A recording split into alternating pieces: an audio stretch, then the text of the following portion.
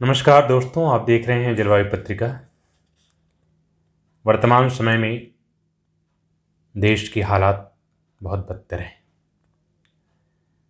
जहां अभी कुछ दिनों पहले देश में 5 राज्यों में नई सरकार बनी, उत्तर प्रदेश में पंचायत चुनाव का परिणाम घोषित हुआ और अलग अलग प्रदेशों में अलग अलग पार्टियों की अपनी सरकारें बन चुकी हैं।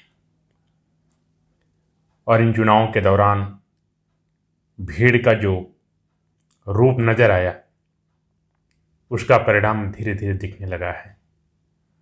और पश्चिम बंगाल से लेकर के उत्तर प्रदेश तक कोरोना पूरे रफ्तार में है। यह कोरोना की जो दूसरी लहर है अभी खत्म नहीं हुई कि दुनिया में बहुत सारे विशेषज्ञों ने यह आशंका जाहिर कर दी है कि कोरोना की तीसरी लहर भी आएगी। ऐसे हालात में क्या हो सकता है, क्या किया जा सकता है, इस पर कुछ विशेष बातें आपसे। हिंदुस्तान की बदहाल स्वास्थ्य व्यवस्था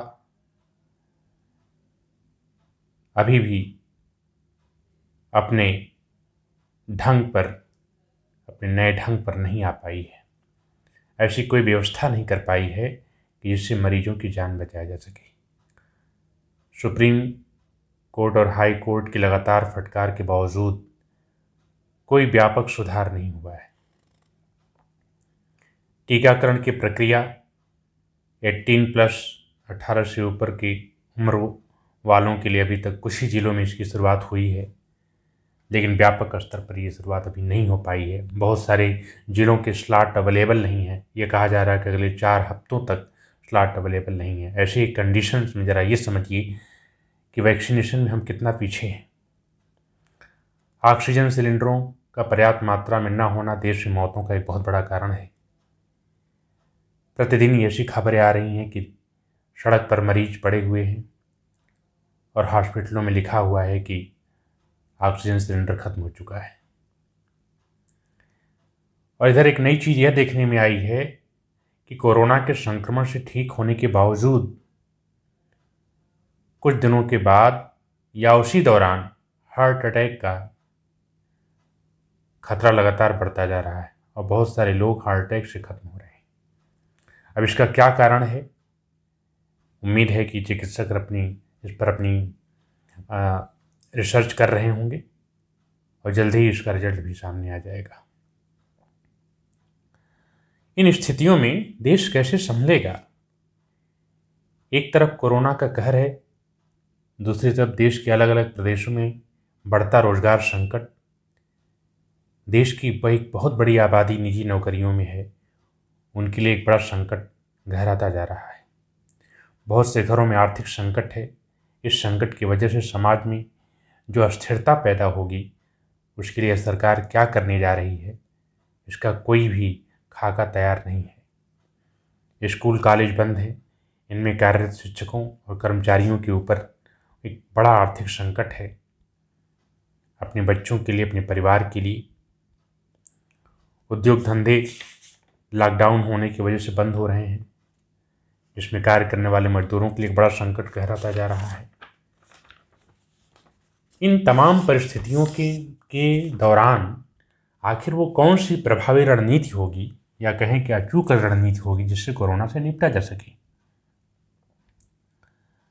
मुझे लगता है कि कुछ बिंदु ऐसे हैं जिस पर अगर सरकार सही ढंग से सोचे तो हम एक हद तक 15, 20, 25 दिनों के अंदर कोरोना को नियंत्रित करने का प्रयास कर सकते हैं। जैसे पहला बिंदु ये है कि केंद्र और राज्य सरकारों को एक साथ मिलकर एक कमेटी बनानी होगी जो प्रतिदिन एक प्रेस कॉन्फ्रेंस आयोजित करे और इस कॉन्फ्रेंस के माध्यम से देश की जनता से रूबरू, देश की जनता से संवाद करे। वो पत्रकारों के माध्यम से हो सकता है और इस संवाद से समाज के अंदर एक माहौल बनेगा, लोगों के अंदर एक माहौल बनेगा।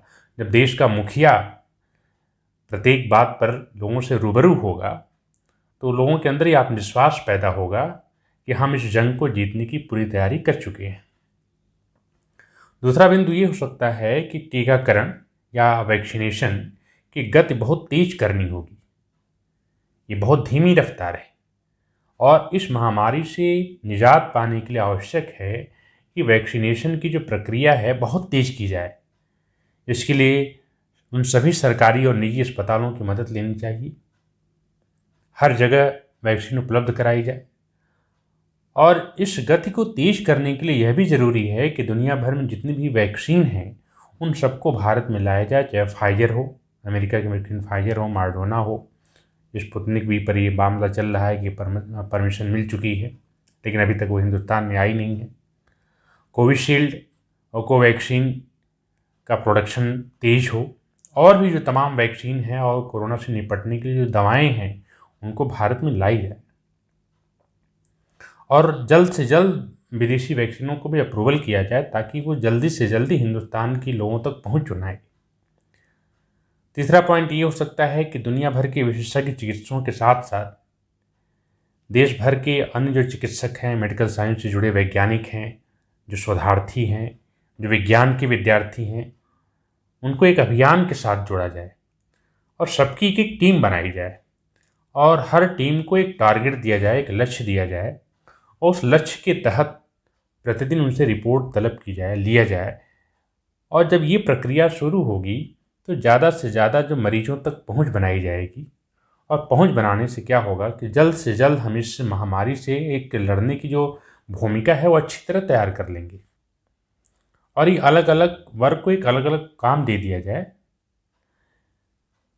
चौथा पॉइंट ये हो सकता है कि एक टोल फ्री नंबर इस तरह का जारी किया जाए कि उस नंबर पर कॉल करने पर मरीज को तुरंत स्वास्थ्य सुविधा पहुंचाई जाए। वर्तमान में जो टोल फ्री नंबर जारी किया गया है उस पर जो सहायता मिलती है वो सिर्फ आपका नाम नोट कर लेते हैं, किसी संबंधित अधिकारी का नंबर दे देते हैं और एट लास्ट ये होता है कि उन्हें कोई सुविधा मिलती नहीं। तो ऐसा कोई टोल फ्री नंबर जारी किया जाए जिस पर तुरंत कार्यवाही हो, आधे घंटे के अंदर उस मरीज को सुविधा उपलब्ध करा दी जाए। अगला पॉइंट ये हो सकता है कि निजी अस्पतालों में जो मरीजों को भर्ती करने से मना कर रहे हैं या पैसे के अभाव में मरीजों का इलाज नहीं कर रहे हैं, उनसे बातचीत की जाए और ये कहा जाए कि आप सभी को भर्ती करिए। वैसे सरकारें मौखिक आदेश या लिखित आदेश जारी कर चुकी हैं, लेकिन जो हकीकत है, हकीकत काफ़ी अलग है। निजी अस्पताल वो काम नहीं कर रहे हैं जो सरकार आदेश दे रही है। और अगला पॉइंट ये हो सकता है कि इस महामारी से निपटने के लिए प्रत्येक जिले में जो सिविल सोसाइटीज़ हैं उनकी मदद ली जाए। सिविल सोसाइटीज़ के लोग जो हैं वो लगातार समाज के बीच रहते हैं, उनकी मदद लेने से ये होगा कि उन्हें जिम्मेदारी दी जाए कि जो भी असहाय हैं, भूखा है, जिसे कोई इलाज नहीं मिल पा रहा है, जो अपने उस तक पहुँच नहीं पा रहा है, अस्पताल तक नहीं पहुँच पा रहा है, वो किसी तरह से भरसक प्रयास करके उन्हें वहाँ तक पहुँचाने का प्रयास करे। सिविल सोसाइटी इस महामारी से लड़ने में एक बहुत बड़ी महत्वपूर्ण भूमिका अदा कर सकती है।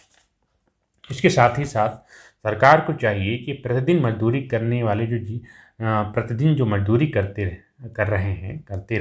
अपना जीवन यापन करते हैं, उन्हें इस काल के दौरान आर्थिक सहायता अवश्य की जाए, कुछ न कुछ की जाए।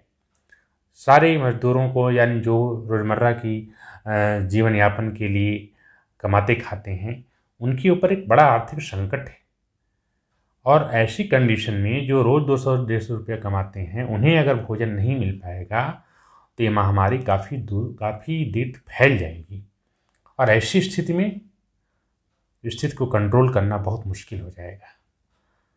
तो इस तरह से कोरोना से जंग जीतने के लिए ज़रूरी है कि समाज का सभी वर्ग पूरी ताकत के साथ खड़ा हो और खड़ा होने पर मुझे उम्मीद है कि एक हद तक हम इस महामारी को कंट्रोल कर सकते हैं।